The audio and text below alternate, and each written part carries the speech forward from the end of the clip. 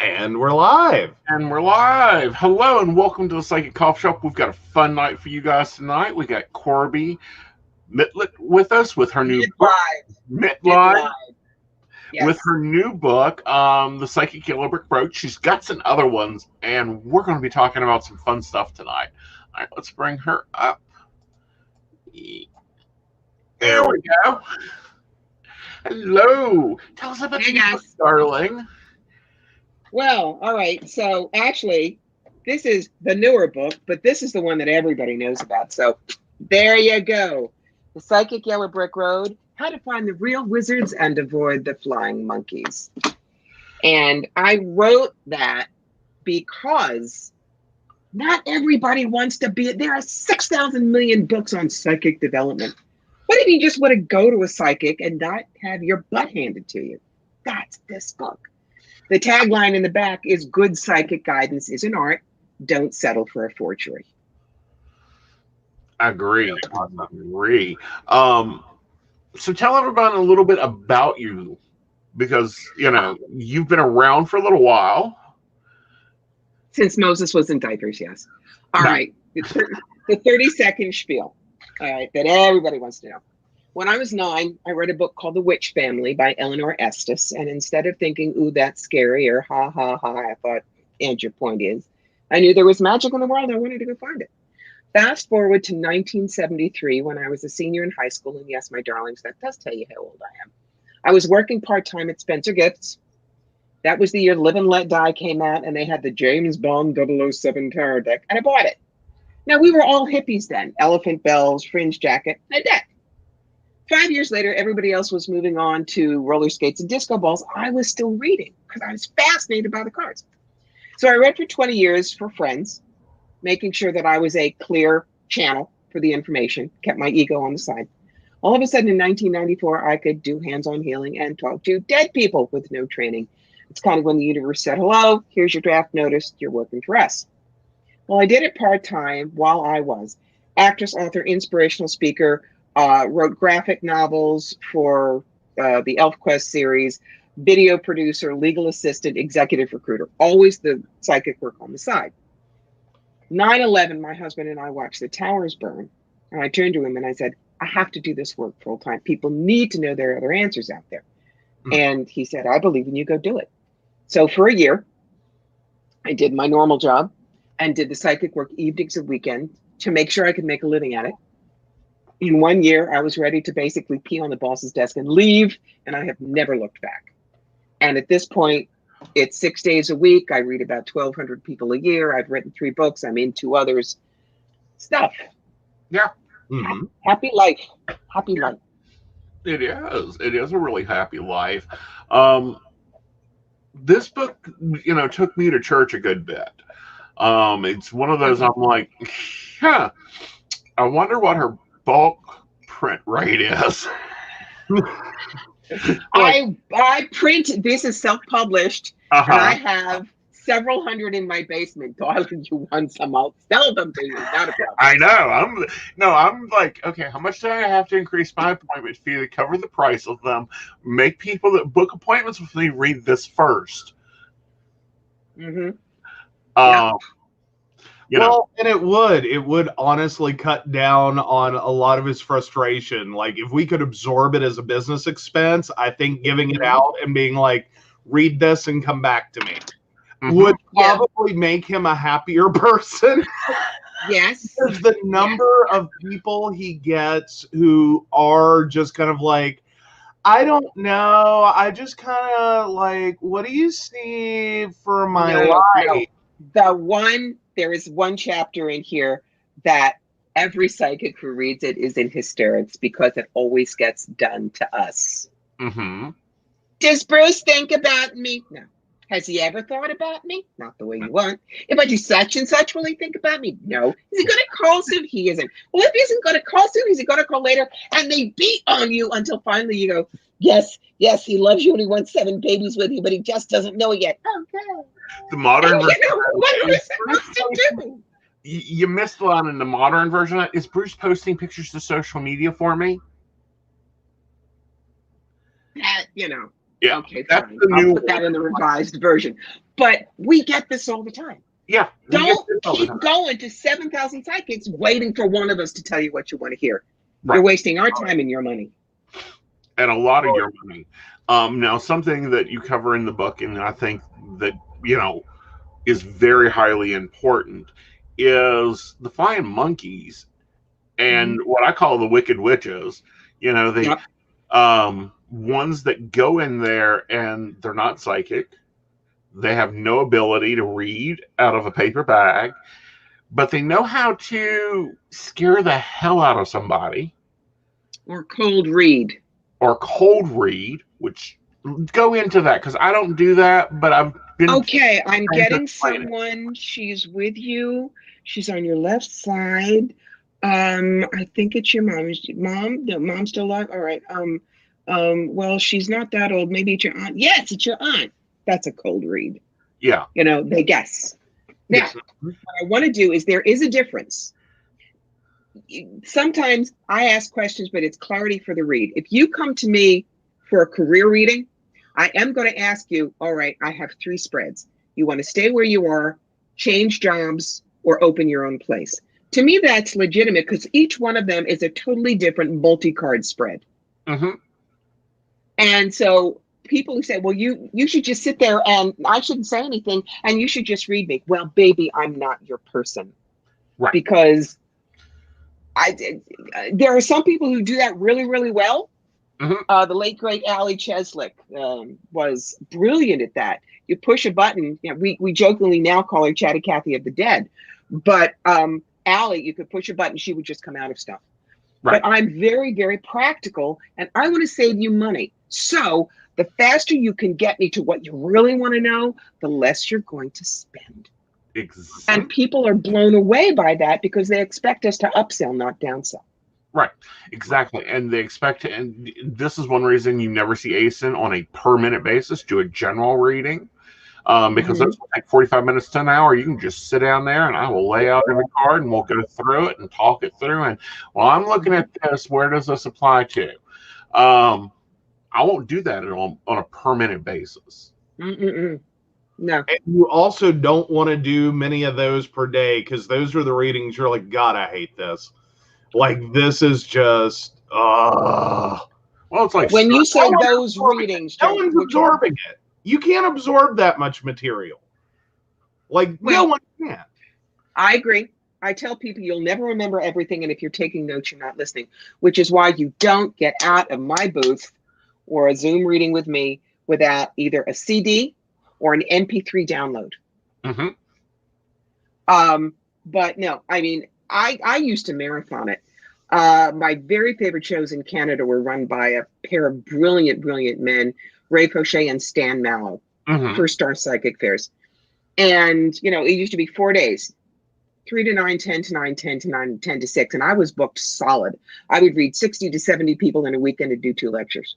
Now, every night you put me in a body bag and put me back in the B&B I stayed at. But I had a reader's high, man. I loved that. But my front person knew, don't give me the fluffies. Have the people who are seriously about wanting to know things. And then we go. Yeah. But let's kind of talk about that because a lot of people don't realize what all goes into a show. The prep work, the rotation of the psychic life. It's, people say, oh, it's a spiritual gift. You shouldn't charge. Yeah, right. Try saying that to a doctor. Well, your talent, you're a doctor. That's a talent. You mean I have to pay you? You just want me to get sick and die, don't you? And people hear that and they say, no, that's ridiculous. Well, don't say to me, if I'm charging you, I'm not spiritual. Number one, let's take the 4-day show in Kitchener. On the road, actually 6 days, 1 day on either side, because it was a 9-hour trip from Eastern New York to Kitchener. It was 4 days at the B&B plus 1 day on the road hotel. It was roughly $1,000 for the booth fee. It was paying my front person, and I paid them well. It was food. It was all the show supplies, and it was my time and expertise. No, you're not going to get that for $5, my darlings. But by God, when you spend money with me, you will not regret it. So that's one of the things. You have to charge what you're worth. Money is simply energy. It doesn't mean you're greedy, as long as you charge reasonably. Now, let's take my stuff. I'm hearing music. Do I need to hear music? No. You should be hearing music. You can get a quick 5-minute reading with me for $25 on my website. It's called a burning question. You get one question. I will record a 5-minute answer and send it to you. On the other hand, there is my soul plan reading, which is $575. Why? Because this is where I am at my desk at 8 a.m. and I spend 12 hours in deep trance meditation, pulling down 2 to as many as 10 detailed past lives, doing your numerology, talking with your higher self, doing the history back check to make sure that what I'm going to tell you is accurate. If I see a cotton gin in 1415 and it was invented in the 18th century, obviously I'm doing something wrong. Go back and research. And then you get an hour with me on the phone. So you take that 575 divided by 13, it's cheap. It is cheap. But I did that because I wanted people who really needed that to be able to afford it.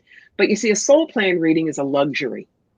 You don't really need to know it unless your life is completely stopped. Right. But a general reading, you know, house, car, job, kids, okay, gotcha, put me here now. What? That's your everyday tour bus. That everybody should be able to get if they need it. Different thing. Very much so. Very much so. You know, that's not a 575 read because, you know, it's going to change. And I completely, your pricing for, and I'm going to say this and it's going to sound cognitive, your pricing for a New York psychic is really low. I'm upstate. I live in a little bungalow. I'm upstate. I live in a little bungalow in the middle of a 12-acre hayfield in Schoharie County, honey. Trust me. It's, you know. Yeah. The city, yes. But no, this is up in cow country. Yeah, that's what some of mine, you know, I have clients that are in California. They're like, your pricing's what? I know. Yeah, and it's like, I'm in West Virginia. We own our home. I'm not looking to, like, have a maid. I was a Jewish American princess. I have to have my maid when COVID is over. I want her back. But I'm not one of those psychics who looks at you and goes, my aura don't stink. Pay up. Because I've seen those. Crazy. Drive you insane. No, you will pay me what I am worth, but I will not see how much I can charge before you break.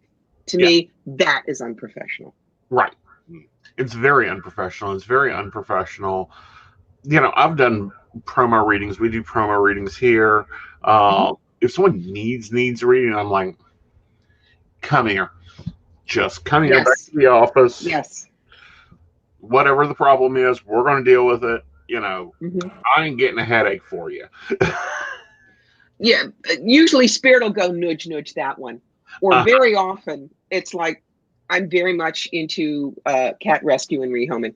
There's a woman who does a fabulous job over in England. So I told her, look, I will do a half-an-hour reading. What she does is she holds raffles. So she has 150 numbers and you pay £3 for a number. And she'll make 450 pounds for her cats. And I'll do a half-an-hour reading for whoever she picks. Right. That's how I put it out for the universe. Right. You know, because it's simple. And people get so excited. So. Oh, yeah.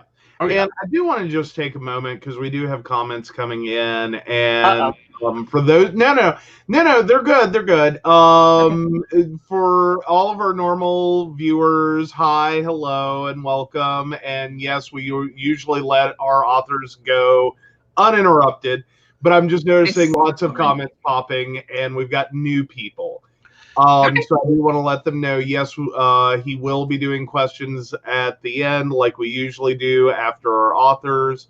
So yeah, I just want to let you guys know, hey, we're here. Hello, Kathy, don't be scared. And I'll let you guys resume. And just to add, I think Kathy's confused about the comment. One of our other ones that's bogus. The comment that bogus was about doing free read, that all readings should be free, and that's a battle everyone in this industry faces. But let's talk about the battle that drives me absolutely up the wall, and I have gone as far as calling the FBI on. And Talk to me, darling. Huh? Talk to me, darling. What? The one about, you have first of all, I get pissed off culturally because they all claim to be some third generation Romney high priest or whatever. And they will look at me and go, "Oh, it's the fake gypsies." It's so easy. You put on the headscarf and the jingling jewelry and the long skirt, and you do bad Russian accent, and you do can be gypsy. Yes, I know. I've seen this. Yeah, it drives me up a wall. And they will do this. Your financial problems are because your family's money is cursed. Bring me $1,000 and I will cleanse it. I got a story for you because it's why I wrote the book. This is 15 years ago at one of the big Toronto psychic fairs. There were like 150 booths, 200 booths. And I was across the way and I saw the fake gypsy walk out and grab a woman. Just grab her arm. Now that's hooking. And that's as bad as the other kind of hooking. And she says to the woman, "Oh, you no need to pay $30, $40, $50. I did your palm for 10. Come." She drags the woman into the booth. We watch the woman 20 minutes later come out crying hysterically because the gypsy had said to her, "You have a family curse." Then how many in your family? 4, you have dog. $50 every family member, 25 per dog, we fix. She said if she didn't burn 400 specially blessed candles in the Roman Catholic Church, I bless real good, only $1 candle, her entire family's going to die in a car accident in 2 weeks. And she believed it, and she walked out $400 later. And I swore to God from then on, I was going to do as much as I could to prevent that. Now, something else. I do monthly lightning round free readings on my Facebook page. Love it. But we are getting poachers. So I'm not going to name the name, but there was someone that we had to ban on Sunday. And I explained to people, none of my professional colleagues would even barge into my reading and try to poach clients. Right. If you're approached by anyone like that, I guarantee you they're going to say you're cursed, you have a hole in your aura, or something else is wrong. And to remove the icky thing, pay them thousands of dollars. And a friend said, yes, that's what happened. I just wanted to let you know that I was one who was contacted by the solicitor and was told that I had a blockage that would lead me into a successful life if it was cleared, and that I had a man who one of my kids was going to die with, and he wanted me to pay to lift the blockage, and I had to block him because they were harassing me so much.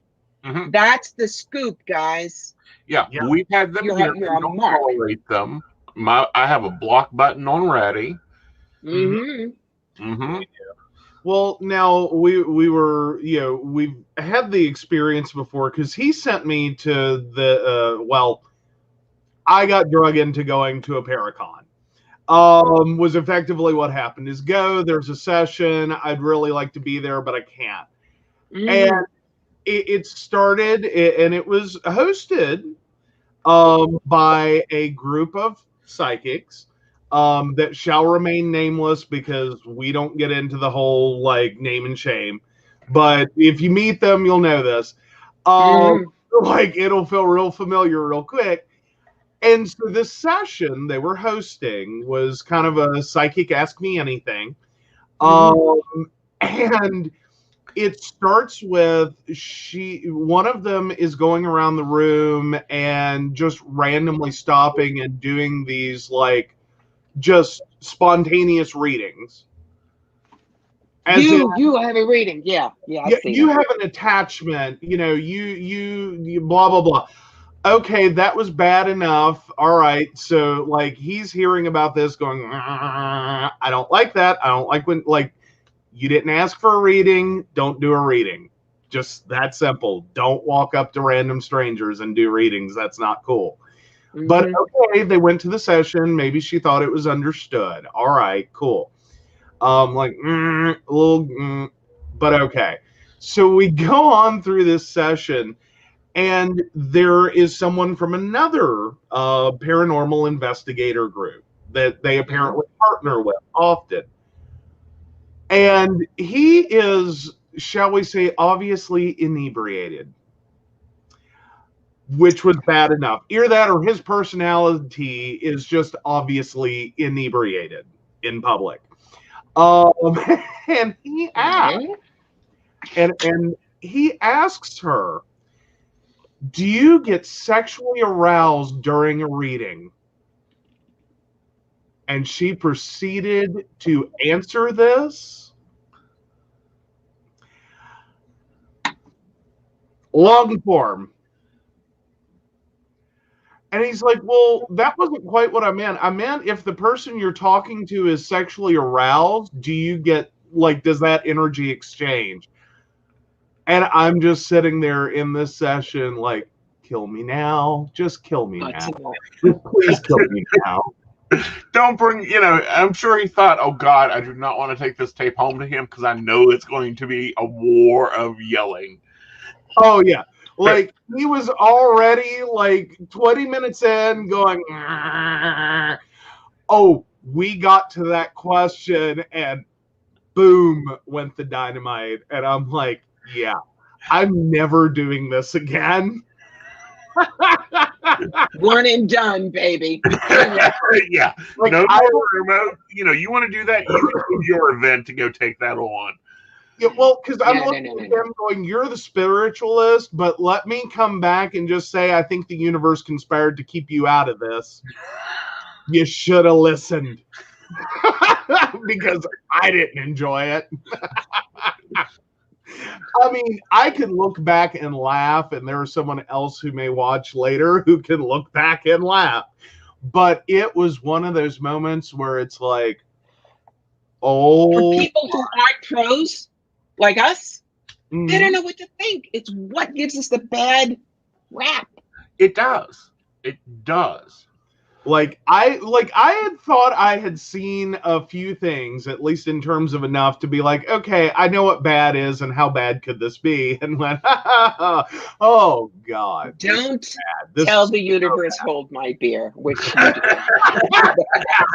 do. Yeah. So what's been some of your experiences on the road? Because that's what your other book is about. All right. Well, it's one of the easy things is why if you just come up to me and say, well, tell me something that you couldn't know and I'll have a reading with you, play test the psychic. I don't do that. God came up to me and said that, and I smiled at him. I said, I'm sorry, I don't roll over and fetch either. And I turned my back, and he did not get a reading. The other thing is, I know there are a lot of people who do mediumship galleries. I will not, because when I get your person, they talk through me. It's not possession. It's not Linda Blair exorcist, but I will not censor what they say. Right. And the way my guides have helped me do it is it's kind of like charades, in that once I get your person, this means they smoked. This means it was an accident. This may mean they had surgery, that kind of stuff. And I will very often get phrases. The clean one. There was a woman who came to me. Her husband was from Texas. He had died 6 weeks before. And as soon as I got the energy, I felt my head cock and the arms gone, hi, baby, which is how he walked in the house every night. Mm-hmm. But the reason that I will not do it publicly, in Canastota, New York, many years ago, there was a biracial same-gender couple. The black partner had died, and her white widow wanted to speak to her. Now, I grew up a Jewish American princess in Cherry Hill, New Jersey, baby. I have manners. Mm-hmm. But what comes floating out of my mouth in flawless urban ebonics was, well, shit, if it ain't my white bitch. And I'm going, and the woman in front of me starts doing this and laughing and crying, because that is how her partner, Isabel, came home every time she went on a business trip. Walked in the door is the first thing she said. Right. That is not coming out of this mouth. That's a person. Right. So you don't tell me I'm not getting your dead people. But that's inappropriate for an audience of 200. Right. I have done things where there was not closure. And then the person who comes to me has a conversation with their dead uncle, and there are tears. That's not a sideshow. Now, what I do for a gallery setting is I do past lives. Spirit uses what we got. For instance, I didn't use a pendulum. because I have a slight benign tremor in one hand, so I don't trust it. But past lives, I was a history and theater major at Brown. I've been a professional actress. I'm a writer and a storyteller. And I love history. I met my husband at the old Rhinebeck Aerodrome in Rhinebeck, New York, which is a flying museum. And as he says, there was this gorgeous brunette who knew the difference between a Fokker DR1 and an F1 based on the wing skids. I had to marry her. So there you go. So whereas somebody else might say to you, well, I see there's a life where you're a woman and I'm seeing you in a big hat and a long dress, so it's old fashioned. I'm able to go, okay, hobble skirt, picture hat, that kind of an ostrich feather, probably 1911 or 1912, and I'm guessing Berlin. Now, which one's going to give you more information? And I can do that very, very quickly. When Rob Schwartz and I were at Lilydale, Rob wrote the books Your Soul's Cleaning, Soul's Gift. I was in the book with him.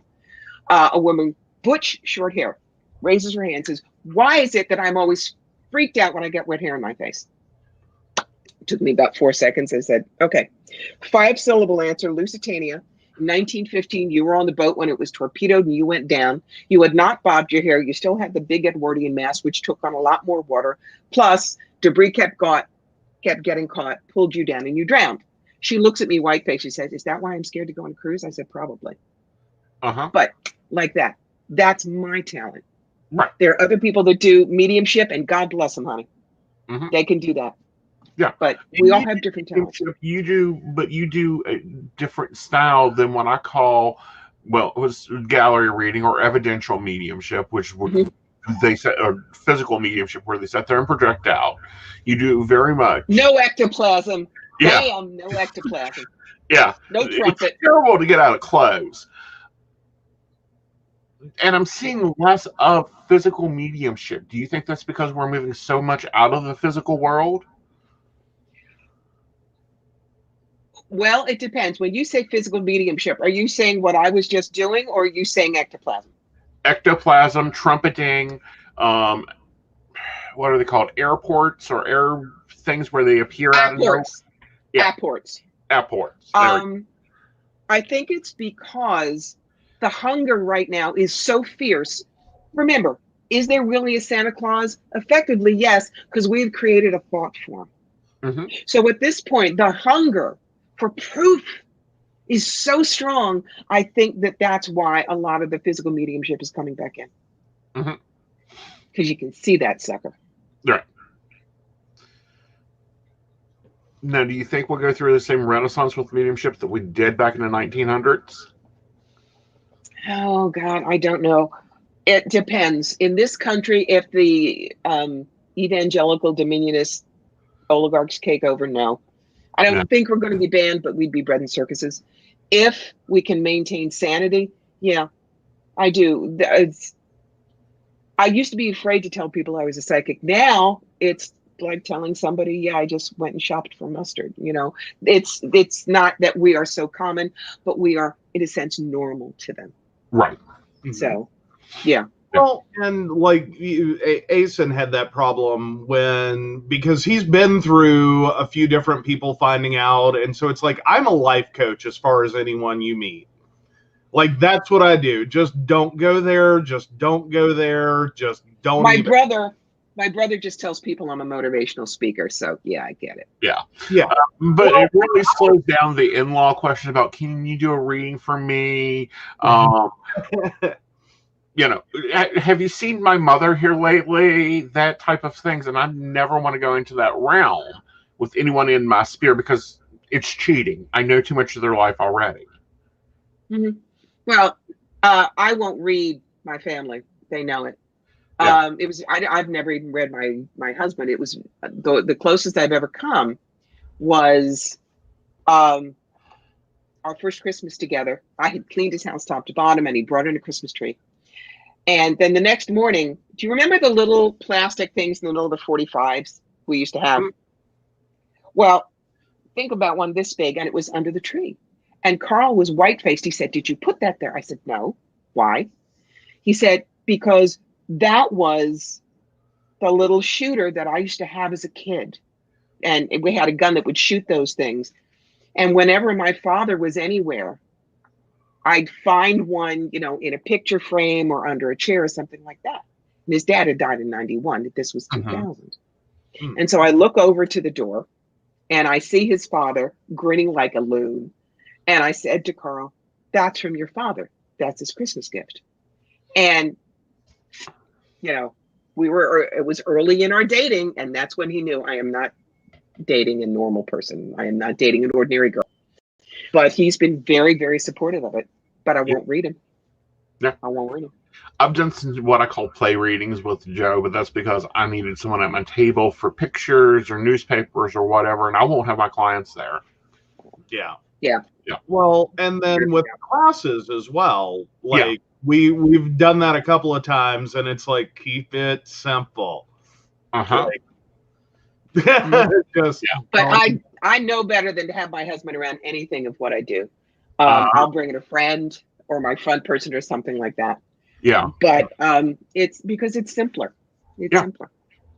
It is. Where do you see our industry changing? Because, when you came in, I don't even think there were phone lines because you came in. Oh, no, that's true. Well, that's when I started reading, in high school. When I started doing it formally, there was Miss Cleo, which is why the first chapter in this book is called Psychics 101, The Good, the Bad, and the Cleos. Yeah. I think that I don't know if shows are ever going to come back the way they did. Right. And that's okay. Because I know that there are many people that I normally go and take a booth at their show. They're planning for 21.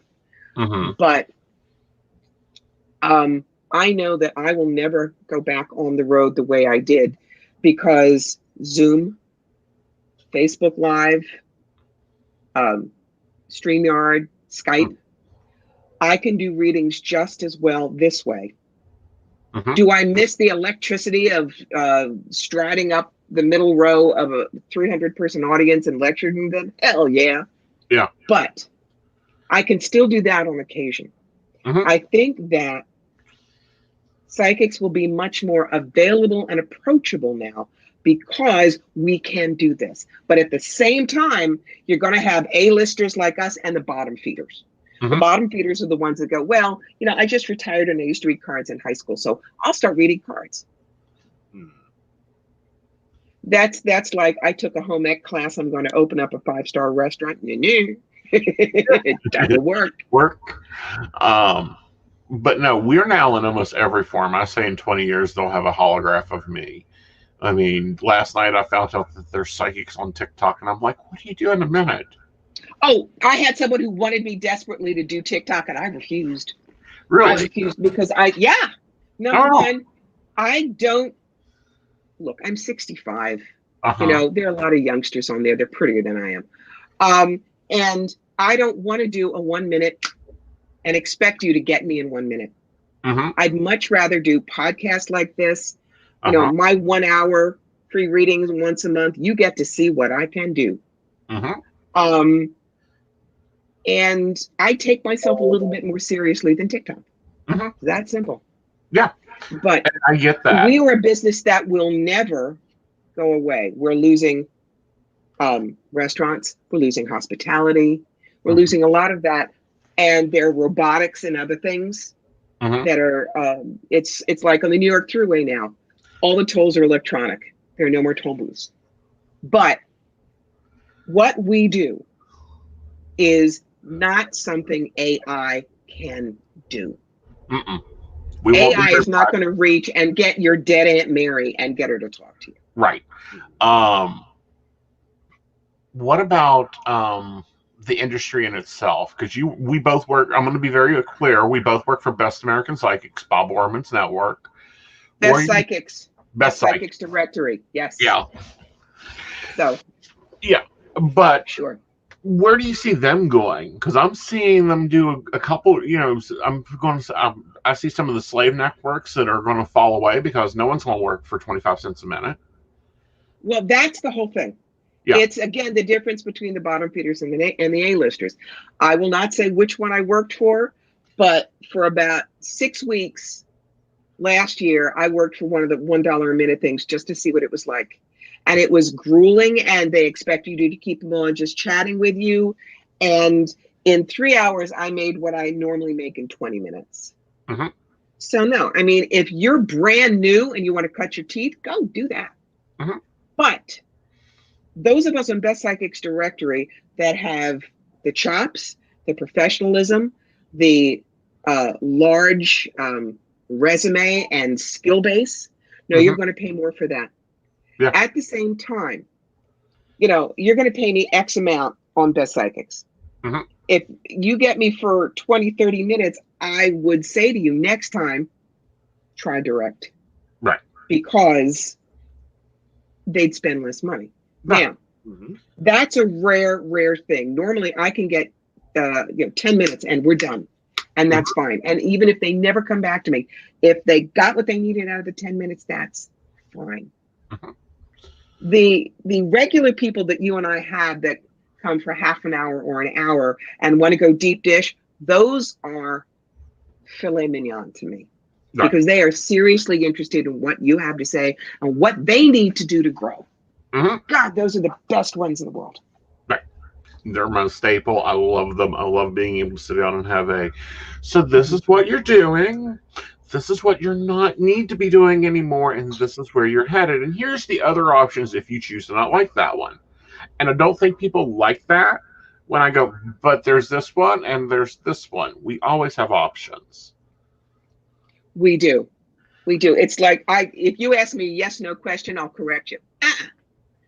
You say, is my new business going to be successful? And I say, and what if I said no and you're going to lose everything and live in a box under a bridge? Wrong question. You asked, how do I make my new business rock and roll? Then I do my entrepreneur spread for you. A card for you, a card for the energy around the business, the brick and mortar location, how to market it, clients, competition, staff, finances, what you need to know and best possible outcome. I have just given you a rocket pack. Right. You can take it. Right. We are the toolbox, guys. We are not the repairman. Very much so. And you have some recommendations when looking for a psychic. And I do. Let's talk about those, because there's one that I'm like, no, I can't do that. But let's talk about it. All right. Are we talking about the mnemonic psychic or answer for how to have a great reading? How to have a great reading. Okay. How to have a great reading. I need my glasses. Here's me. All right. So the mnemonic is answer. Okay. And the first one is accept responsibility for your part in the reading. You got to listen. You can ask questions. But if you come in, I don't know, just whatever you want to tell me, fluff begets fluff, guys. Come in and realize that you need to work with us. And I will not read you if you're drunk, because if you come to me drunk, I'm going to see your psychic pink elephants, and it is not going to do you any good at all. No pop quizzes, no comparisons. Do not tell me that you saw Sylvia Brown, Sonia Choquette, half the psychics at Lilydale, and then say, so what do you see? Because that sets me up to fail, frankly. And I'm not necessarily going to tell you the same thing somebody else saw. If you say, well, I don't think so because Madam Who has said that I've known my husband at least 16 times, and you say only 4. Again, pitting us against each other. And I don't know if you really saw this person or they answered a question in a gallery, or maybe you just read it in a book. So if you come for a reading with me, it's a reading with me, nobody else. State your intentions clearly. Now, for instance, if you said my business is going to relocate me, I'm not sure where to go. If you don't tell me they've only told you your options are Seattle, Chicago, and Philly, I could see you would do really well in LA, San Antonio, and Boston.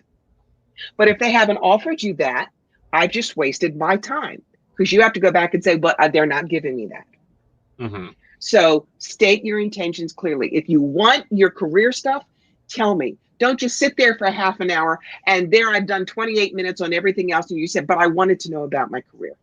It's not fair to you and it's not fair to us.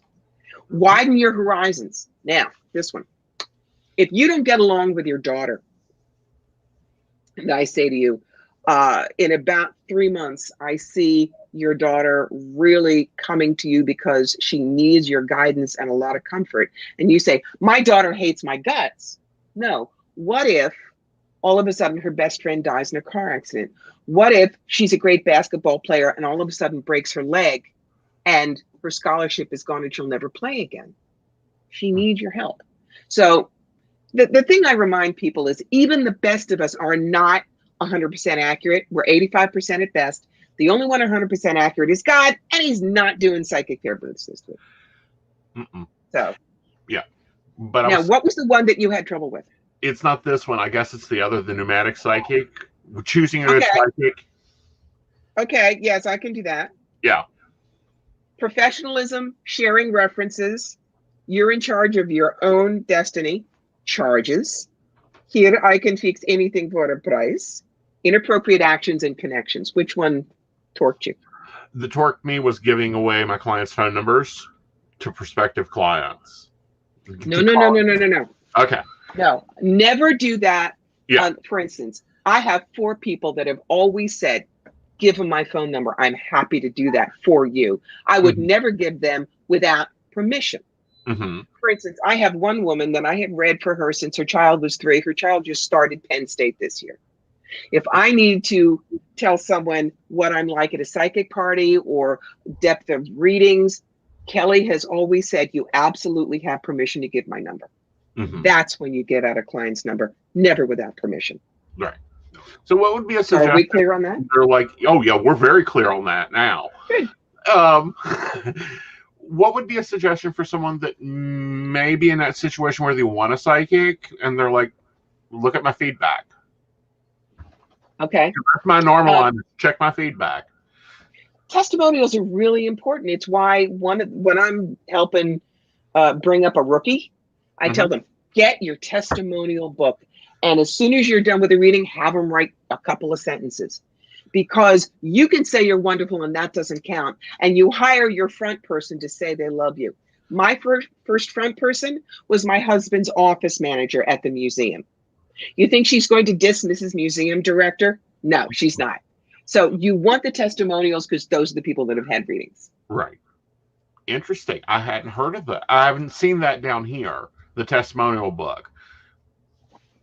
My front person can. It's way behind curtains. No. But yeah, yeah, because I've got them on my website, but my front person can get to that. Can't you, Jeff? Oh yeah. Well, but it brings up a point. We were actually at an event, and there was this older woman who stopped because I have my computer at events, and I'm sitting there and I'm keeping track of, because he does like to follow up with people and make sure like they're doing okay, and like thank you, saw you at the show, blah blah blah. So I've got my computer there to do all the data entry because that's what it becomes. Welcome to the 21st century. And there was this woman who comes up and she's like, I have seen it all. And I'm sitting there going, huh?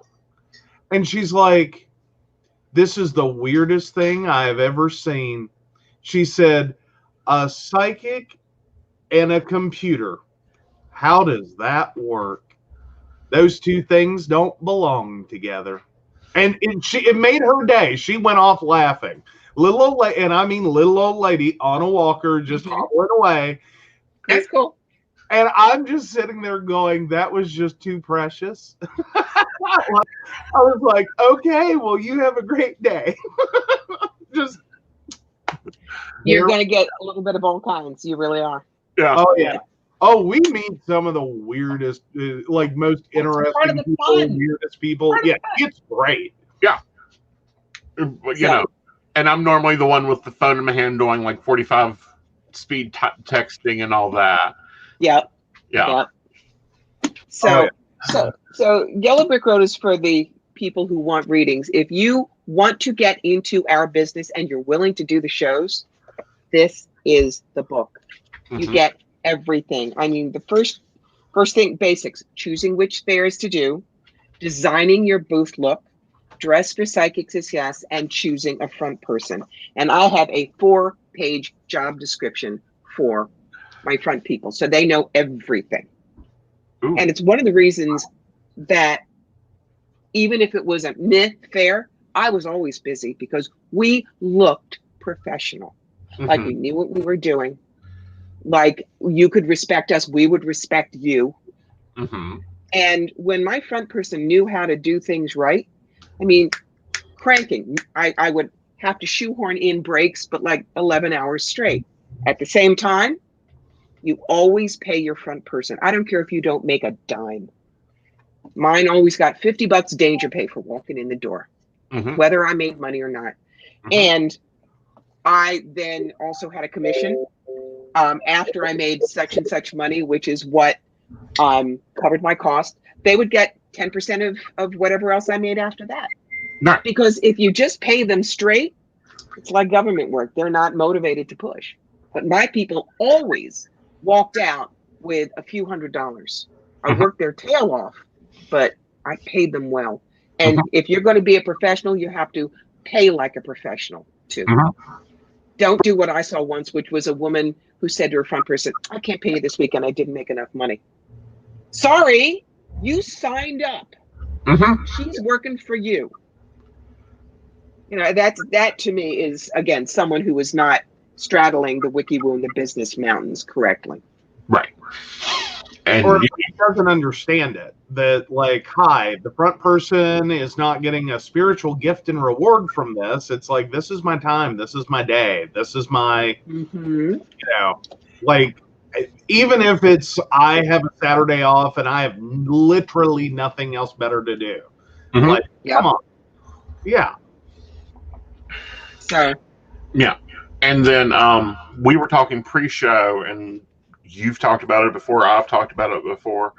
The guilds, we need professional, you know. We do. The English we do. So gifted because they have a registry. They have rules and regulations.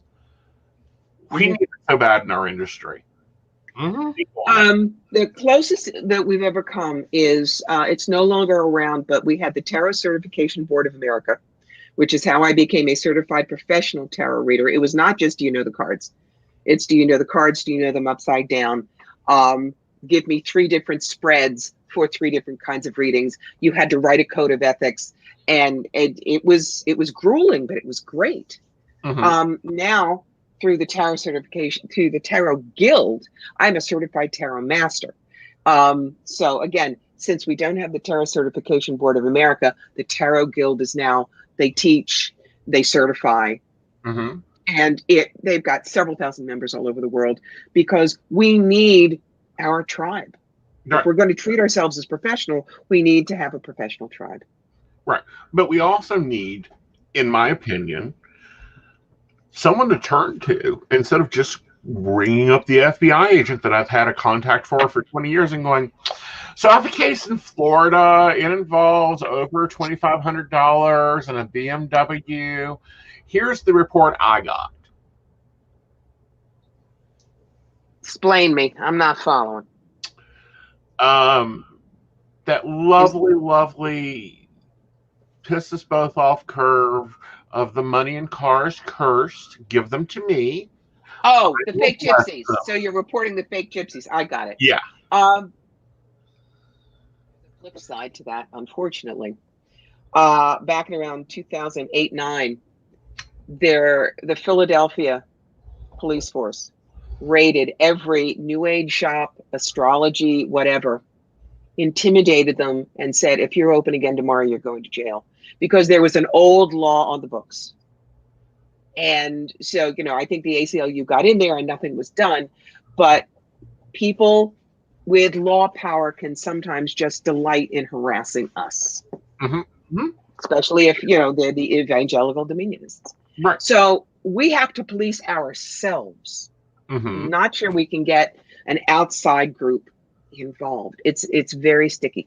You know, we're not like plumbers. Right. But we need like plumber connections, because we get so much into the shark world for psychics. And that's not just tarot readers, because all psychics aren't tarot readers. No, they're not. Aren't tarot readers. You know, everyone has their own tools. They do, but Yeah. because most people know tarot, that was the first one that did the stuff. Yes. But there are certified psychics. You can get degrees in hypnotherapy and past life therapy. Mm-hmm. There are certifications for mediumship, especially over in England. Mm-hmm. So yeah, there are ways to prove you know what you know. Yeah.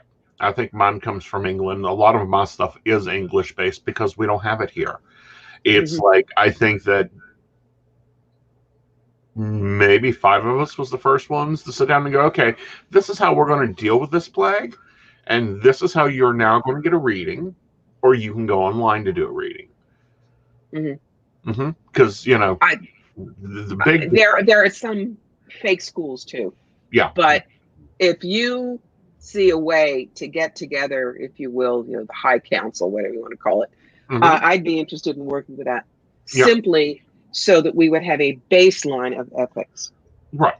And we would have the other side of that sword of when there's an issue, because I hit that issue in Parkersburg, West Virginia. We got the tarot ban off the books, working with another organization. There's these old laws that, and I will say it point blank, these are rookie cops that sit down and read the manual and start applying it. And those all were put in not to aid the community or protect the community from charlatans, but it was put in to run the Romney out of town. Yep. I agree. Well, because in the Parkersburg situation, then you go just a few miles down the road and there's Vienna, which still has, like, they're little tiny communities. And we actually did get to do an event there. And it was like, hi, we're at the country club, you know. Do you want to come raid the... It's one of the reasons I became a Rev. All right, couple things. Number one, before it was the law of the land, if I had friends that batted for the same team and they wanted a sacred ceremony, by God, I was going to get them married. Okay. But the other is because when I went south of the Mason-Dixon line, sorry, my friend, I was told, you're doing fortune telling and that's illegal. And I would say, oh, no, I'm a reverend. It's pastoral counseling. Oh, I'm sorry, reverend. It's okay. So it was a safety factor. Right. And that is why most of us are reverends. I was a reverend before I was a high priest. And that's because in the state of West Virginia, it is illegal to give advice for a fee unless you are a minister or a therapist. Okay. So those laws will change. Oh, yeah. They have to. They have to. Yeah, they have to. And we need a voice with it. But definitely, I think that's important. I think the young'uns coming up are going to do great things, but we've got to make sure they get good foundations. Yes. Yep. It's like I'm looking for someone to update some of the tarot cards, and I'm currently working on something, but, you know, no one writes a letter anymore. And there's a few that a message is coming in the form of writing, and I'm like, in 20 years, a pencil will look like a horse and buggy. I know. Yeah. So do we want to get to some of the questions that are coming in, or what? Or you can ask me a question. Yeah. Well, I didn't know if you wanted to get to them, or, you know. Oh, yeah. Okay. All right, guys. So we're going to flip this up. I'm going to let her take most of them. If you guys have got questions. Are these general questions, or does Bruce love me readings? What's going on? These are questions about the books or your thoughts on stuff. Those I love. Sure. Yeah. Shoot. If Bruce is, I will gladly take what I call the shotgun perspective, or the does Bruce love me readings. That is not a problem. All right. I'll do a couple of them just to see though. But who we got? Let's play. Well, and let it also be a thing of like, go ahead if you want a reading, post your question, and let you destruct it, deconstruct it, and be like, here's what you asked wrong. Those would be fun. Okay. All right. Who's playing? Go for it, Joe. You do your Vanna. Okay, I'm trying to catch up. So we have lots of highs, and I've had previously asked at the very start of the show, can I ask a question? So she should have the information to get that started. Yeah, we have some confusion there from earlier. Brenda Bryant brings up, I had a palm reader when I was on vacation do the "you have a curse" thing. Yeah, we're there. Laisha Snowden is asking how we're doing. I think we're doing amazing. Like This is I think fun. y'all are having a great It's fun. time. Yeah. So Shannon also points out that she hasn't when we were talking about TikTok, an issue with 1 minute videos. That's just like not holding her attention. And of course our lovely Mary. Yay, Mary. Hi, Mary. How you doing? Ethical psychics versus want to be psychics. Hooray. The person asking for a reading must have a strong must have a strong sense of destiny. I'm going to rephrase her point. So, and then Ashley also follows on with love how you recognize faith. And let's see. So right now we're down to, Carl Jung believed in dreams. Any comments? Carl Jung was a smart man. Seriously, dreams, they are psychological. There is no reason why I should dream about Nathan Fillion as Rick Castle, except that I kept seeing an interview with him where he was talking about it. He shows up in my dreams at night. Trust me, Nathan Fillion, yeah, fine, go. Give me Taron Egerton as Elton John. Yeah, we're good. But dreams are important. Dreams are how things talk to us. Very often people will say, I dreamt about my father. How do I know? Was it a dream or was it really him? And the way I explain it is, if it just feels kind of fuzzy, it's probably a dream. Maybe he's reaching out to you in dreams, but when you wake up and you can still hear their voice, you can feel what it was like to be with them, etc., you were probably on the astral getting a visit from that person. Dreams can also be prophetic. I'll use an example that I had. I had a wonderful Maine Coon. His name is Oswald, and he got me through divorce, remarriage, and cancer, and he finally died in 2008. We had to give him the final kindness, and I was a wreck. That night, I dreamt about him, and he had been 10 pounds. Now he's back to his 20, and he was trotting around, and he jumped in the little rowboat I was in and sat in the prow, and I jackknifed up awake in joy. And the message that he had sent me was, Mom, thank you so much. That body sucked. I'm so glad to be out. I'm coming back. I promise. Watch for me. And a year later, he did. I found out from an animal communicator what breeder and which litter. I walked into the room. He was asleep with his brothers and sisters. I sat down 6 feet away. I said, Aussie. He's the only one that shot awake, looked at me, came scrambling over into my lap like, where the hell you been? Aww. And all of the habits were the same. So that's an example of a prophetic dream, even if it's from your cat. So dreams are important. I tell people keep a dream journal, especially if you start seeing a pattern, recurring dreams or recurring themes. That's your higher self. That's your oversoul saying, yo, take a look at this. Oh, I don't know if that answered her question, but that's how I see dreams. Hey. Yeah, we're again on the same page there. Okay, and so we have Chrissy Cartagena. And sorry, I should have please put in your date of birth because we do want to keep the lawyers happy. So we do always require that. I'm going to judge and go ahead and assume she is old enough for a reading, but please, if you will put your date of birth in, that would be great. So Christy asks, is there any message from Spirit for me? Please and thank you. Okay, number one, it does drive me crazy when people say please and thank you. And everybody always asks, I want a message from my guides, just here. So yeah, I can do messages. What's her name again? Christy Cartagena. Do we know where she's from? That I do not. Okay, normally I ask for name, birth date, and where they're from, but that's all right. Okay. Christy, the thing that I'm getting for you is a bricklayer, and you're on one side and he's on the other, and he is laying bricks very quickly, and you keep taking one down.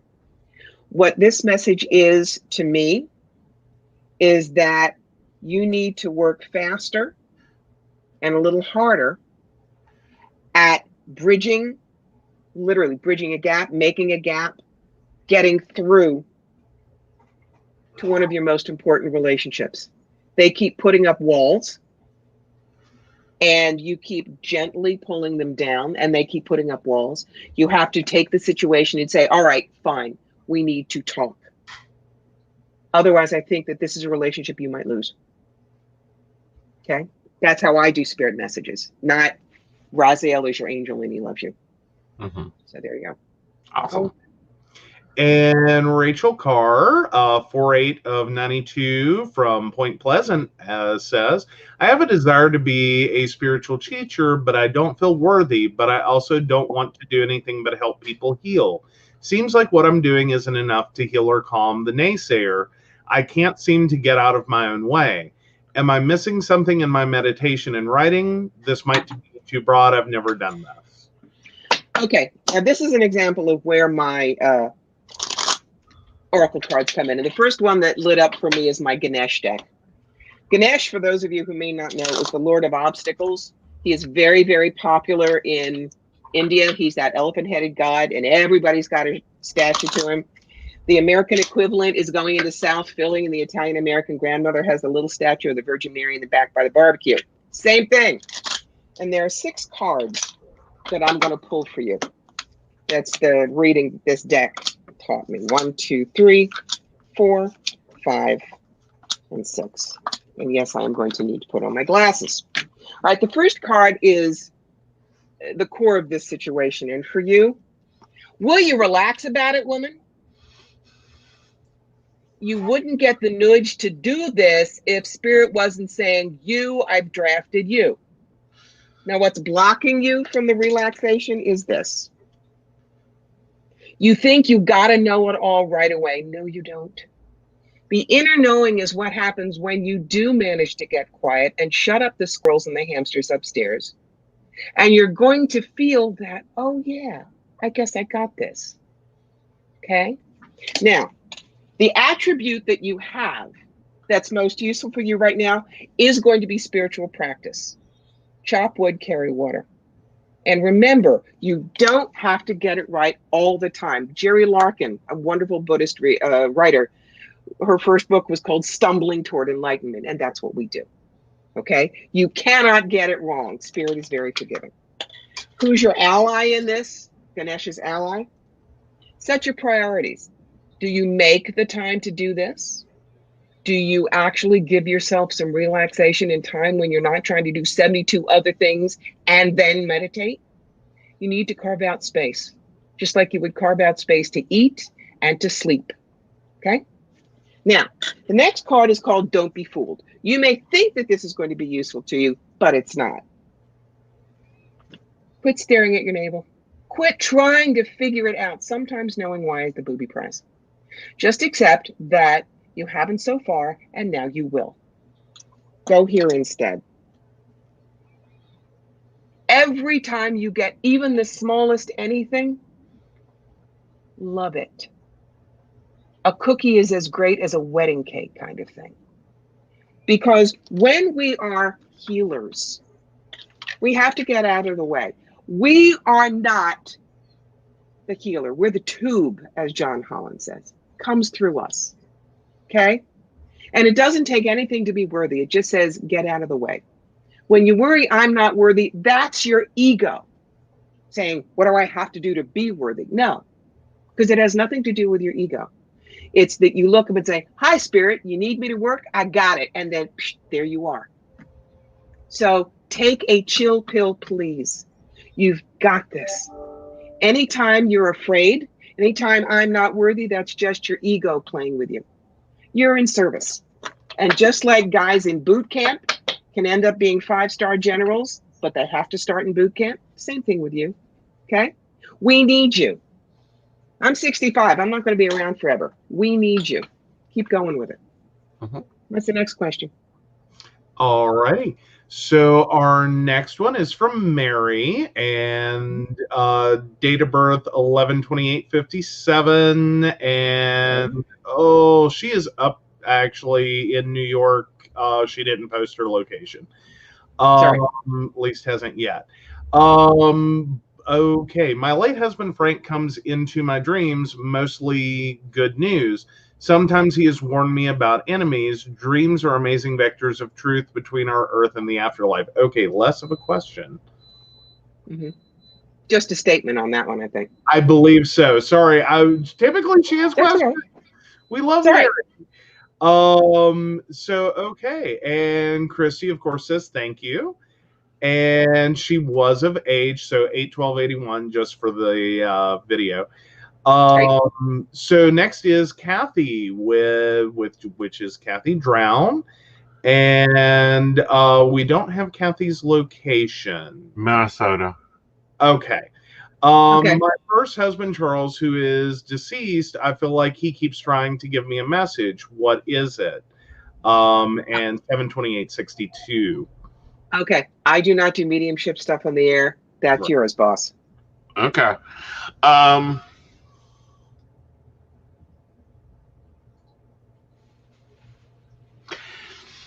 All right, you get it as you get it. What I'm getting is the basic message is leave it alone. You keep bugging yourself, aggravating yourself, worrying yourself, stressing yourself, running yourself around in circles. Let it be. And it's more so just let it sit. It'll be fine. You've got to start learning to listen to your faith and be more attentive like you used to be on the motorcycle, because I feel like a lot of your dreams are you riding the motorcycle with him or it wavering like this. And it's like, just let it ride. Okay. Yeah. Alrighty. Let's see, trying to catch up. So Rachel Carr says, thank you. Definitely hear you loud and clear. So she was asking about her spiritual teaching. And where she was at. Christy, following back up, is she was in Pennsylvania, and sorry about that. She was nervous. And I just want to say, guys, don't be nervous. Yeah, we don't bite. Yeah, like what they, and apparently y'all both read the same in one regard, is you're gonna get smacked upside the head, but that's what you're here for, right? You didn't come in to get patted on the head. So that's where we're at. Well, so let's pause this because I want to talk to her about something, because I get told all the time I'm totally insensitive, non-empathic, and it's like, no, I'm a clear channel. They don't give a damn. Well, empathic but not empathetic. Right. Yeah. What's your thoughts on it? We all have different bedside manners.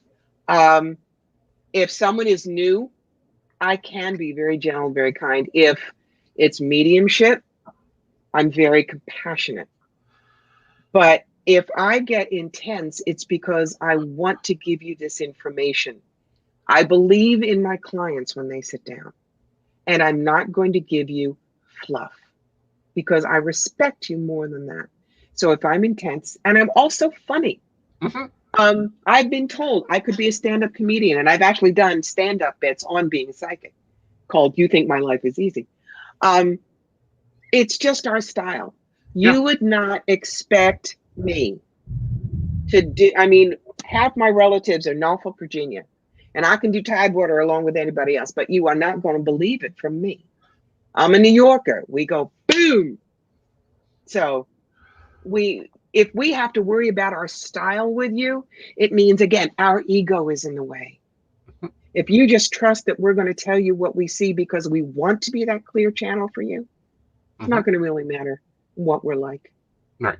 Listen to the message, not us.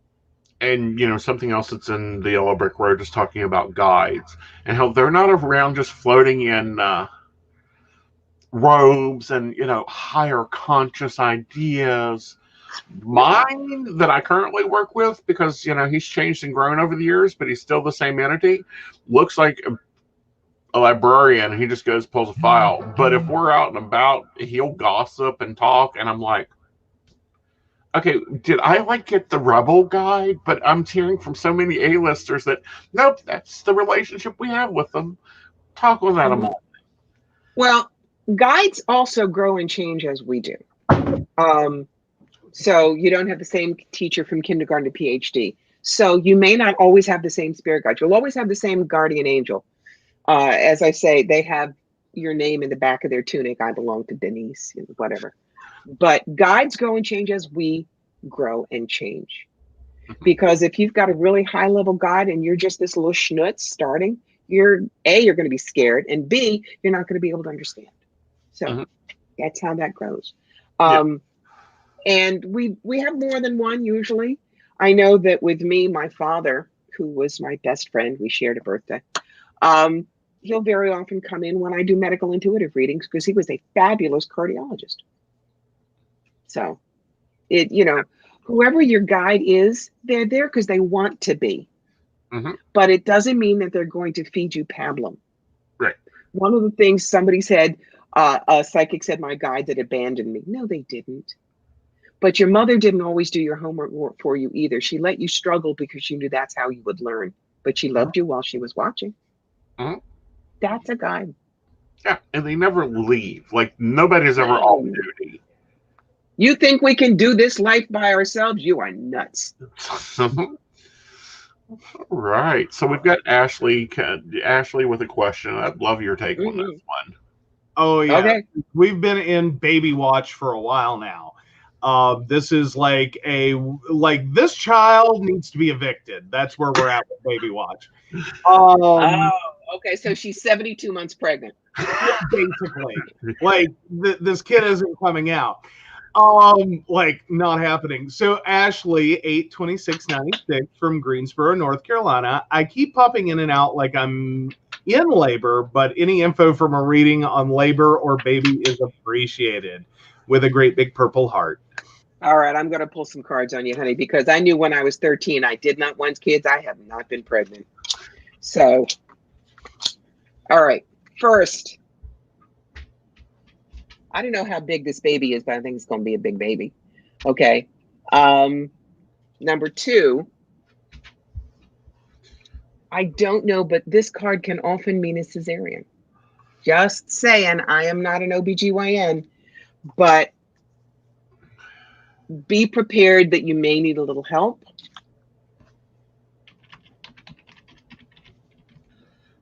That's the I can't make up my mind card, darling. That's why you've been having labor, no labor, neighbor, no labor. So let me see. I wish that she had given us her due date because I would then see how far away. It's next week. It's next week? Mm-hmm. All right, hang on.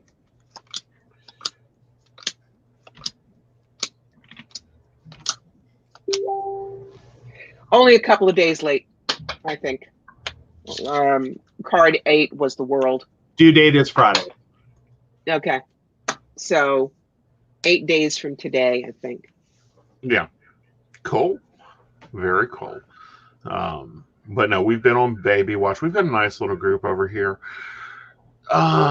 So what are you working on? What are you doing other than the Zoom readings, which you can go check out her website and book those? I do feel, yeah. In fact, what I'm going to do is I've got something for your folks. And that is if you want to book a half an hour general reading with me just to see how it goes, book it. But then the coupon word is tinsel, TINSEL, like the stuff you put on trees. And that will take the $125 down to $80 for you because you guys are good. That's all. Thank you. So that's for your coffee shop people. Awesome. What else am I doing?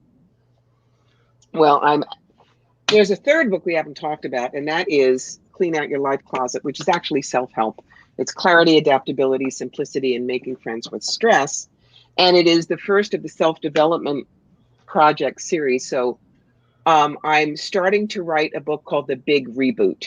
Now, the big reboot, as it would have been in 2019, is going to be really different post-COVID. but the title is too good not to use. The third book, when I get to it, is going to be Be Your Own Masterpiece. So I'm going to be working on that. I'm going to be teaching some classes online. One of the things that I'm doing in March, last year I went to Seattle, Washington, and I taught and I read. And of course, can't do that this year. Mm-hmm. But I'm going to be doing a class called Create Your Sentence of Passion. Your sentence of passion is not who you are or what you do or even how you do it. It's your vapor trail. When you go skidding into heaven on bald tires and fumes in the tank, and God hands you a beer and says, so, you get to go, look at this. I did this. Isn't it cool? Now, my sentence of passion is cross the bridge from fear to fearlessness and fly. When I can take somebody from point A to point B when they thought they couldn't make it, whack them on their shoulder, say, here are your wings. You don't need a flight plan. Now get, I'm living my bliss. And I've done it. Actress, author, inspirational speaker, 6 or 7 different careers. It's not the job. So for the person who was looking at her spiritual stuff, this might be the way to do it. When you have your sentence of passion, you will know how to direct your life, how to put yourself out there, how to make a difference in the world. So I'm going to be teaching that online March 20th.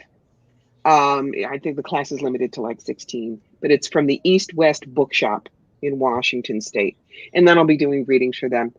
And I'm going to find a way to teach more and more classes online until we're allowed to go see each other without masks.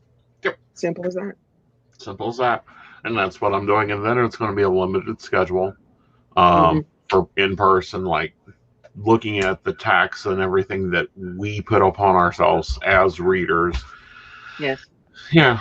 It's going to be a different world, I think, we're ending out in. Well, it's about time in a lot of ways. Yeah. Well, what about you? We've asked you a lot of questions. Did we miss anything? Do you want to talk about anything? I get so zen is such an overused word. I have such a good time doing these podcasts, and I have decades of stories that I just go, we're in the moment. Whatever y'all want to do is fine.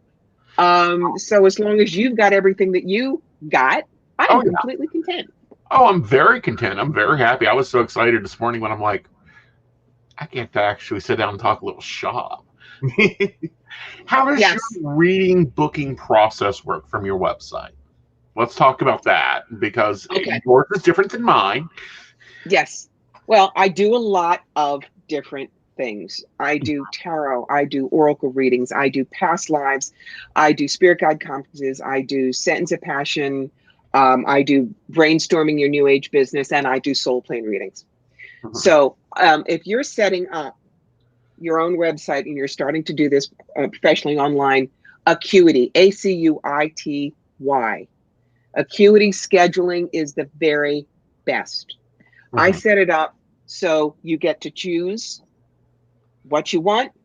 You see what my schedule is. You choose the time that I have available. But then there is an intake form with name and phone number, and if you ever seen me before, and what are your goals, and where did you find me, and things like that. And then it goes directly to PayPal. Because to me, if you want my time, you pay for it then. I do have a cancellation policy. But for instance, I am now booking soul plan readings into June. So you don't say, well, you need to hold it for me, and then 6 days before you say, I'm sorry, I have to floss my dog. That's, very often people will blow us off if we don't treat it like a business.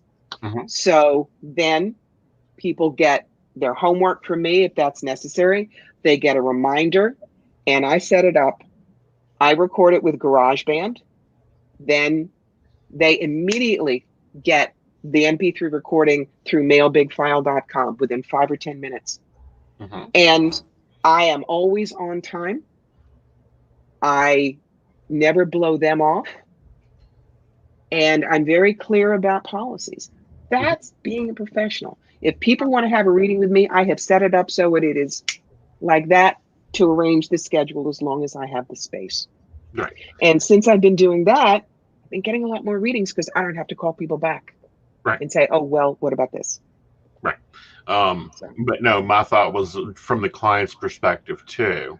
Because with me, I currently use Facebook appointment setter, and they set the appointment, and then I call and we do that, which is the same process but a little different. I'm going to be looking into Acuity. Thank you for that tip.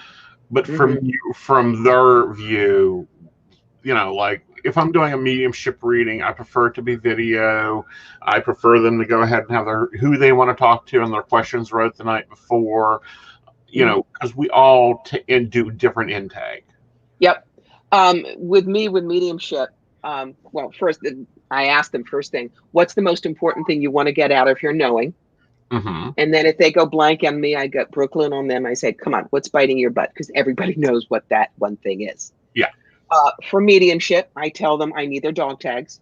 For instance, my father, Jerome Richard Dorkin, who died in 2001 at the age of 80. It doesn't tell me anything, but it gets me right there. And I teach them how to do things so that it's not, if I say I'm getting something here, don't say, no, he died of left elbow cancer, because then you just took something I can't give you. Right. Your job is to say, no, not sure, yes, and oh my God. And as soon as you're sure that's Aunt Mary, you tell me, and we open the door and we talk. So there's that. Everybody gets the first 2 chapters of my book in a PDF, so they know how to do it, especially if they've never had a reading before. And I make sure they're comfortable. There are 3 questions I will always ask, or not questions, rules. Number 1, you don't understand what I'm telling you, you stop me right there, Corbie, back it up and do it again. Second, there's no such thing as a stupid question. And 3, there are 3 cards that weird out rookies: Death, the Devil, and the Tower. They come up, I'll tell you what they mean, because it ain't that. Right. You will, death card does not mean you're going to be hit by a bus on Tuesday. Right. So, and frankly, that gets them to laugh and they relax, and then we read. And it does. I like that, how you put that, you don't get hit by a bus on Tuesday. You take on a topic back in the Yellow Brick Road that's quite interesting, and it's talking about death and, when you're going to die. I'm like you. I'm not been appointed demigod. As soon as I get appointed demigod, we will look at that. Yeah. From what I understand, well, number 1, it is illegal in a lot of places to predict death. But we have 4 or 5 possibilities. You could die of a fever at 4, a car accident at 18, a mugging at 35, a heart attack at 70. Look at that. And as you come up to each of those things, the soul says, am I done yet? Yes or no. Okay. But if you say to someone, for instance, I see you dying in a car accident, even if you don't give a date.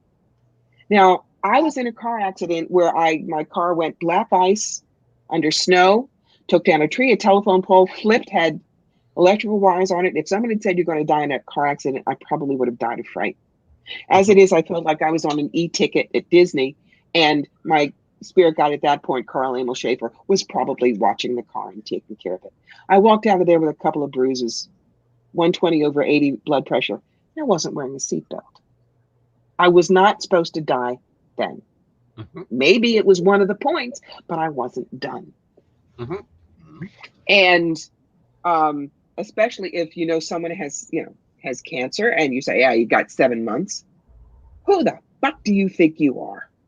Condemning them like that. Well, not only that, but you talk about it in the book, doing psychic cleanup. Like, no, I don't know what they were reading. I don't know what they were looking at. This is not how this works. This is not how it works for me. Yeah. I can also say from hospital volunteer experience, and especially with cancer patients, and it's kind of weird to talk about, but I used to see people come in and you could tell which way they were going. Like if they were going to be a cancer survivor, or if I hope you made Look, Joe, you don't know this, but I've done the cancer dance 3 times. Okay. Notice I don't say I fought cancer, because what you fight fights back. And I am not a survivor because I do more than hang on by teeth and toenails. As a cancer dancer, I found out how graceful I could be under pressure, avoided getting my toes stepped on, got off the dance floor in one piece. And it is very much your attitude. Now, absolutely. Before the cancer, I had a Dolly Parton figure, literally. Was married for a year and a half. The doctor said third cancer, even though it's a second primary, we're taking the boobs, we're taking the ovaries, we're turning you into a fat fire plug in 3 weeks. Suck it up. I went home and cried for 24 hours. I'm normal. But then I knew I had to find 3 reasons to be okay with it. Didn't care how stupid they were. Number 1, you don't have them, you can't get cancer there. Number 2, the top half is not going to get slammed in the refrigerator door at the doctor's every year. And every woman listening knows exactly what I'm talking about. And great, implants. I'll be perky till I'm 93. I can deal with this. I got out of the hospital in 3 days and shopped for a bathing suit in 5 after a double mastectomy and reconstruction. Mass General said they'd never seen anything like that in 15 years. Guys, this makes the difference. Right. And, you know, when's mom going to die? When's this going to happen? I don't do those. I don't think any professional should. The most I will ever do is say, you know, from this point on, anytime you see your dad, just make sure everything is said before you leave. Okay? Maybe a month, maybe a year, doesn't matter. Just make sure if he died tomorrow, nothing would be left unsaid. That's as close as I'll get. Yeah, that's as far as I will, is make your peace. Well, we are definitely getting a lot of love for you from our viewers. Like, there was so much love. Absolutely. And quick comment from Mary, of course, because we love Mary anyway. You plan like an attorney or IT consultant. Great planning. When we were talking about your whole booking process, which from Mary is high praise. High praise. Thank you. Mary, I used to be an executive recruiter for engineering and manufacturing, and baby, that's detail work. So yes, I know how to play the corporate game, and that's why I will help any rookie who asks me, because they maybe haven't, but so pick my brain. Yep. Well, thank you, darling, for coming on. I hope you've enjoyed it. Fun. That was great. Yeah. It's great to have you on. Come back, and you know, as the books come out, email me. Let's go through them. Anytime you want, darling. Awesome. Well, you have a great evening, darling. You too, and thank you to all of your listeners. I hope they learned a little something. Oh, yeah, they did. And it's great for them to get it from another voice because, you know, we agree so much. And remember, guys, if you book with her, to use the code TINSEL, and you'll get a discount on your general reading. Half an hour reading, you bet. Yep. There we go. Right. Yep. Now let's get this back into plane. Okay. There we go. All right, guys. It has been a night. It has. Miss Gwen joined us, and a little late. She doesn't get a Corbie reading, but do you want to do a reading for her? So Gwen, whom we love, 9/18/79. I'm ready to start classes and step up to the next level. I've got different directions I'm looking at. Do you get anything for me? Now, I'm going to be real honest. I'm stepping to the side on this one because, Gwen, darling, you are one of my daughters, and I will tell you exactly what I think you should do. Let's see what the tarot has to say. First of all, keep it simple. Start your basics. Your FAQ basics. Start fresh, nothing reused, no recycling with the full. It's a new path for you. And the final outcome card is the Seven of Swords. There's always going to be something or something left undone. So, you know, an extra one.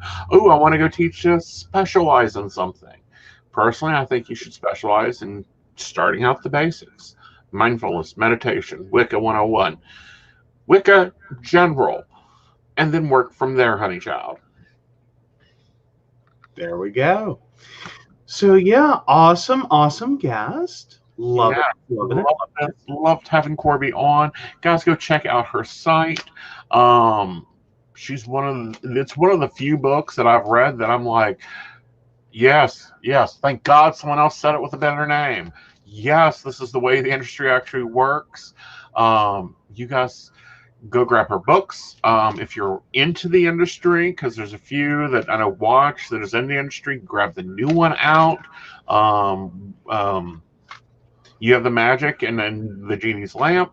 And then, of course, if you're a client of anything, please get the yellow book. Say it for me, because I'm reaching that level. Okay, well, how about I hold it up, because I do have it in here next to me. Awesome. So it's the Psychic Yellow Brick Road: How to Find the Real Wizards and Avoid the Flying Monkeys. Yes. So that is the book. That is the one we got the copy of, and what we originally and did actually talk a lot about. Yes. But she also brought up her newest book. Yes. Gotta love that. So yeah. Yeah. Like, it's a lot. It's a lot. It's really a lot. The industry is a lot. I'm glad to see new authors coming out, and authors actually starting to share business knowledge, because forever I've been the one talking business. I hope you guys enjoyed. We will be back Friday night with Mountain Bears, and boy, do we have some topics. We've had a lot of strides in the past week. Oh, yeah. And a story I haven't even gotten to entirely yet. So there, and this is a Mountain Bears topic, if ever there was one. Pornhub's taking down videos because they got their butts sued and trashed in the Times. Yep. So, they are all right now. Popping back to Corbie, they are all on Amazon, and I will put a link either on the show page, on the show book, show pages, and show notes. They are Psychic Yellow Brick Road, and the new one is You've Got the Magic. Who Needs the Genie? And both of those are going. I know the Yellow Brick Road is amazing. And it's not a long read, guys. It's not a textbook. No, I mean, come on, guys. Like, hi. It's 158 pages from start to finish. That may be the 173. Okay. This is what the printed version is 173. So, yeah. Right. Yeah. It's not a big read. But yeah, I'm all about, like, let's, kind of bump your price enough to cover a copy of the book, and just we hand it to everyone. I'm close to that. I'm there. I'm so there. Because we do, like, you get that. And granted, we can't do that for, like, all your network customers, because I tune out for most of, like, his readings and stuff, but there are certain words and phrases that will kick me to go, oh, this is going to be fun. Yeah, my favorite one is, do you need a brick house to fall on you? Well, but the one I'm talking about specific to this is that's not how this works. What is your question? What is it you want to know? Because I can judge, like, if he gets to 3 of those and it's the same call, oh, he's coming off that call hot. Like, just stay out of that room. Just stay out of the room, because if he's had to do that 3 times on one call or more, ooh, like, that's been a rough one. All right. So, Vanna time. Well, and of course, we do want to thank our Patreon sponsors: Beverly Walker, Mika G, Kathy, Mary Winfield, Brenda Bryant, and without fail, of course, the Crystal Lotus Shop, located in St. Albans, West Virginia. If you're in the area, make sure you stop in and check them out. But if you would like to support the show, learn more about us, please visit PCSPnetwork.com. Yes, and see us on Friday. The magazine will be coming out this week. We're almost done. We're having some trouble out of images. Hello, I take a lot of my own their crap. We know this. We're getting there.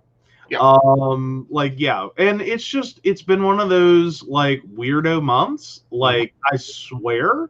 But we're trying to get there as quick as we can. Yes. Also, for our Patreon members, this is a reminder: the 19th at 8 o'clock is our members' Patreon Q&A. Get your questions ready. Ask Aeson and Joe anything. And we'll be talking about where the network's going in 2021. We'd love your ideas. All right, y'all. Y'all have a good night. Stay safe. Wash your hands. Wear a mask. We have a vaccine. Thank the gods. There you go. Here we are. And love and hugs to everyone. Yes. Night all.